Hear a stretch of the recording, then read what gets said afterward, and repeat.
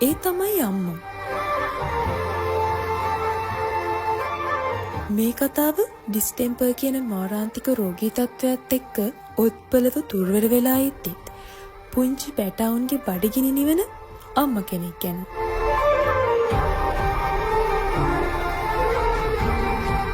බව් අපිට ඒ අම්මා ගැන පණිවිඩය දැනගන්න ලැබුණ ගමන් අපි ගියා අම්මවයි පැටව ටිකවයි එතනින් මුදව ගන්න. ඒ වෙනකොටත් බව් අම්මා හුඟක් දුර්වල වෙලා හිටියේ.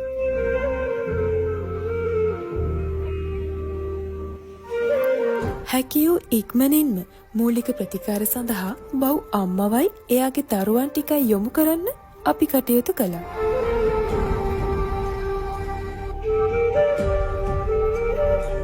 වැඩිදුර ප්‍රතිකාර අවශ්‍ය වූ නිසා සමීර පෙට් සර්විස් ආයතනය යටතේ විශේෂ ප්‍රතිකාර ලැබමින් ඉන්නවා. ප්‍රතිකාර අවසන් වුණාට පසුව මේ අම්මත් දරුවනුත් ආදරණීය ස්ථිර රැකවරණයක් බලාපොරොත්තු වෙනවා.